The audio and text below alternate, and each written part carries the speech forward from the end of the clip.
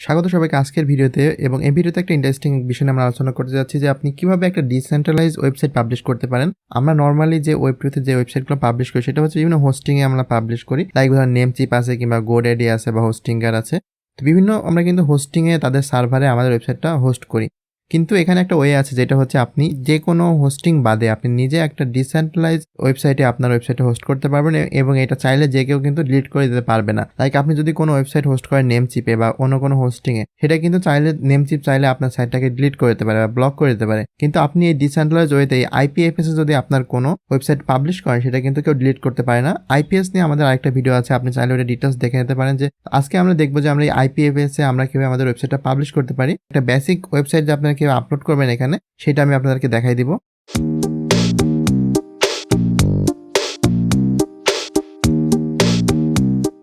তো এর জন্য আমরা দুইটা ওয়েতে কাজ করতে পারি। একটা হচ্ছে আমরা IPFS এর যে মেন ওয়েবসাইট আছে তাদের আমরা এখান থেকে ইনস্টল করে তাদের যেই ওয়েব ক্লায়েন্ট আছে সেটা দিয়ে আমরা তাদের IPFS ডাউনলোড করতে পারি এবং সেখানে আপলোড করতে পারি। আরেকটা আছে যে বিভিন্ন গেটওয়ে, IPFS এর কিন্তু বিভিন্ন গেটওয়ে আছে। আমরা একটা সহজ এক্সাম্পলের সাথে বুঝতে পারি, সেটা হচ্ছে যে দেখেন আমরা যখন কোনো কয়েন ইউজ করি, ধরেন বিটকয়েন বা ইথেরিয়াম, তো এটা কিন্তু ব্লকের মাধ্যমে তৈরি করা হয়েছে এবং এই ব্লকগুলো কিন্তু সব পিসিতে আছে। যেমন হচ্ছে ইথেরিয়ামের যে নোডের যে ডেটাটা, সেই ডাটা কিন্তু অনেকের কাছে আছে, যারা নোড সেটআপ করে রেখেছে প্রত্যেকের কাছে এই ডাটা আছে। ঠিক সেমভাবে IPFS এ যে ডাটা আমরা স্টোর করব সেটা কিন্তু সবার কাছে থাকে। তো এখন এই যে ডাটাটা থাকে, এই ডাটাটা কিন্তু অনেকগুলো গেটওয়ে আছে। আমরা চাইলে কিন্তু IPFS দিয়ে পাবলিশ করতে পারি অথবা বিভিন্ন সার্ভিস প্রোভাইডার আছে যেমন হচ্ছে পিনিয়াটা। তো পিনিয়াটা আমার একটা পছন্দের সাইট, যেটা দিয়ে আমরা খুব সহজে কিন্তু এই ফাইলগুলো আপলোড করে এবং স্টোর করতে পারি ডিসেন্ট্রালাইজড ওয়েতে। আমরা যখন NFT পাবলিশ করব তখনও কিন্তু আমরা এই পিনিয়াটাকে ইউজ করব আমাদের ইমেজ হোস্ট করার জন্য। তো এখন আমরা চলে যাব আমাদের এই পিনিয়াটা সাইটে। আমি এই সাইটটা ইউজ করে আজকে আপনাদের শেখাবো যে কিভাবে আপনারা ওয়েবসাইটটা আপলোড করবেন।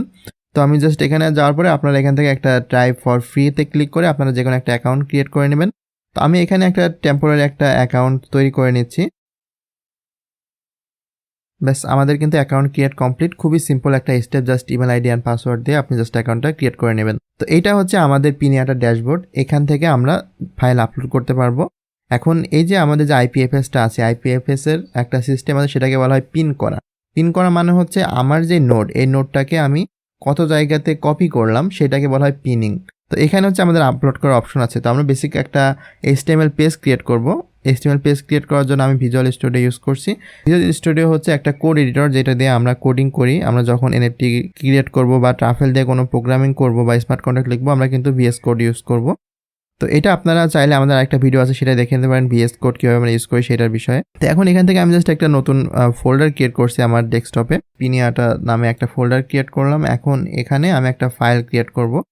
তো জাস্ট ফোল্ডারটা আমি ওপেন করছি VS কোডে। এখন এখানে আপনি জাস্ট এই ফোল্ডারের মধ্যে রাইট ক্লিক করে নিউ ফাইল, তবে জাস্ট এখানে index.html, তো এটা দিয়ে আমার একটা নতুন ফাইল করে নিচ্ছি। এখন আমরা কিন্তু চাইলে খুব সহজে বুটস্ট্র্যাপ ইউজ করে এখানে একটা ওয়েবসাইট তৈরি করে ফেলতে পারি। বুটস্ট্র্যাপ হচ্ছে একটা লাইব্রেরি যেটা দিয়ে আমরা খুব সহজে আমরা HTML ফ্রন্ট এন্ড ডিজাইন করতে পারি। তো আমি জাস্ট বুটস্ট্র্যাপ 5 লিখে সার্চ। তো এখানে আপনারা যখন এখানে ঢুকবেন, এখানে ঢোকার পরে আপনারা দেখেন স্টার্টার টেমপ্লেট বলে একটা অপশন পাবেন। এই যে বুটস্ট্র্যাপ ফাইলের যে ডকুমেন্টেশন আছে আপনি সেটা কপি করবেন। কপি করে এটা জাস্ট এখানে পেস্ট করে দিবেন। আর এখন আপনি চাইলে এখান থেকে যে কোনো ডেটা চেঞ্জ করতে পারেন, হ্যালো ওয়ার্ল্ড বা যে কোনো কিছু আপনি এখান থেকে চেঞ্জ করতে পারেন। জাস্ট আমি এটা সেভ করে দিচ্ছি লাভার্স।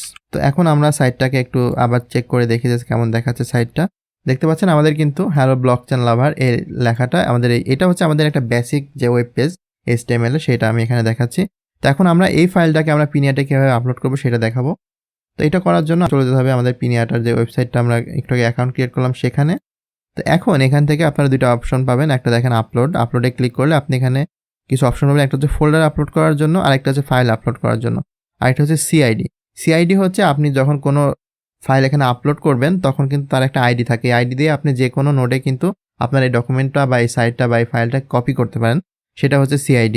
তো আমরা এখন এখানে মেনলি ফাইল আপলোড করব। আমি জাস্ট এখানে ফাইলে ক্লিক করছি। করার পরে আমি এখন আমার ওই যেই ফাইলটা আমরা ক্রিয়েট করলাম সেই ফাইলটা এখান থেকে সিলেক্ট করে দিব। আমি ডেস্কটপে চলে যাচ্ছি। ডেস্কটপ থেকে আমাদের যে ফোল্ডারটা আমরা ক্রিয়েট করলাম পিনিয়াটা, এখান থেকে index.html জাস্ট এটা ওপেন করলাম। আর এখানে আপনি চাইলে কিন্তু নাম এখানে আপনি চাইলে চেঞ্জ করতে পারবেন। আমি নাম চেঞ্জ করছি না, জাস্ট এখানে আপলোডে ক্লিক করে দিলাম। দেখেন আমাদের কিন্তু ফাইল সাকসেসফুলি আপলোডেড। তো এটা আমাদের কিন্তু আপলোড কমপ্লিট। আমরা জাস্ট এখানে একটা রিফ্রেশ করব। দেখেন আমাদের কিন্তু এখানে ফাইলটা অলরেডি চলে আসছে এখন এইখান থেকে আপনার এই ওয়েবসাইটটা ভিজিট করবেন কীভাবে, সেটার জন্য আপনাকে এই যে আমাদের যে সিআইডি আছে, আপনি সিআইডি ইউজ করে ভিজিট করতে পারেন, অথবা আপনি চাইলে কিন্তু এই যে যেই এখানে যে আইকনটা আছে এখানে ক্লিক করতে পারেন। তো এখানে ক্লিক করলে অটোমেটিক আমাদের এই সাইটটা রিডাইরেক্ট হয়ে যাবে নতুন একটা ওয়েব পেজে, যেটাকে সে গেটওয়ে ইউজ করে এই সাইটটা ওপেন করবে। তো দেখেন এইটা কিন্তু আমাদের ওয়েব অ্যাড্রেস। এখন এই অ্যাড্রেসটা আপনি চাইলে যে কোনো জায়গা থেকে ভিজিট করতে পারবে, এবং এই যে আমরা যে ওয়েব পেজটা এখানে ক্রিয়েট করলাম, এই ওয়েব পেজটা কিন্তু আর ডিলিট করা পসিবল না। কারণ হচ্ছে এইটা একেবারে একটা স্বতন্ত্র ডিসেন্ট্রালাইজ একটা ওয়েব স্টোরেজ, যেখানে আপনি যে কোনো কিছু আপলোড করতে পারেন, এবং এই লিঙ্কটা শেয়ার করলে এই লিঙ্কটা যে কেউ ব্লক করতে পারবে না, এবং আপনার এই ওয়েবসাইটটা অলওয়েজ এখানে লাইভ থাকবে। এখন এখানে আরেকটা জিনিস আসে, সেটা হচ্ছে আমরা কিন্তু এখানে পিনিয়াটার যেই IPFS গেটওয়ে আছে সেটা ইউজ করছি। আমরা চাইলে কিন্তু অন্য গেটওয়ে ইউজ করতে পারি। ধর আমরা যদি এখানে জাস্ট আমার এই অ্যাড্রেসটা চেঞ্জ করে দিই, আমি IPFS.io এটা দিয়ে যদি আমি এন্টার করি, দেখেন তাহলেও কিন্তু আমাদের সাইটটা লোড হবে। সরি, আমি জাস্ট এখানে একটা ভুল করেছি, IPFS এটা দিতে হবে। দেখেন আমাদের কিন্তু এখন আমাদের ওয়েবসাইটের কিন্তু ডোমেইন চেঞ্জ করে দিয়েছি, তাও কিন্তু আমাদের এই সাইটটা এখানে লাইভ আছে। কারণ হচ্ছে এটা একটা ডিসেন্ট্রালাইজ ওয়েবসাইট, যেখানে আপনি জাস্ট আপনার এই সিআইডি আছে, আমরা যেটা বললাম সিআইডি, কন্টেন্ট আইডি, এই কন্টেন্ট আইডি ইউজ করে আপনি যে কোনো গেটওয়ে থেকে আপনার এই ওয়েবসাইটটাকে কল করতে পারবেন। এই জন্য এটাকে ডিসেন্ট্রালাইজ বলা হয়। তো এভাবে আপনি যে কোনো গেটওয়ে ইউজ করে, বা আমরা যদি পিনিয়াটার গেটওয়ে, আমরা কিন্তু প্রথমে দেখেছিলাম পিনিয়াটার গেটওয়ে ইউজ করে আমাদের সাইট, এখন কিন্তু দেখেন IPFS এর গেটওয়ে কিন্তু ইউজ করে আমরা আমাদের সাইটটা পেয়ে যাচ্ছি। তো এইভাবে খুব সহজে আপনি আপনার নিজের তৈরি করা ওয়েবসাইট এখানে আপলোড করতে পারেন। আপনারা চাইলে অনেক ক্রিয়েটিভ কিছু করতে পারেন এটা ইউজ করে, একেবারে ডিসেন্ট্রালাইজ হয়তো অন্যান্য ওয়েবসাইট পাবলিশ করতে পারবেন। আশা করি এই ভিডিওটা আপনাদের জন্য হেল্পফুল হয়ে থাকবে। যদি ভিডিওটা ভালো লেগে থাকে অবশ্যই একটা লাইক দিবেন, এবং চ্যানেলটি সাবস্ক্রাইব করে রাখবেন নতুন নতুন ভিডিও পাওয়ার জন্য। তো ধন্যবাদ, ভালো থাকবেন, পরবর্তী ভিডিওতে আবার দেখা হবে।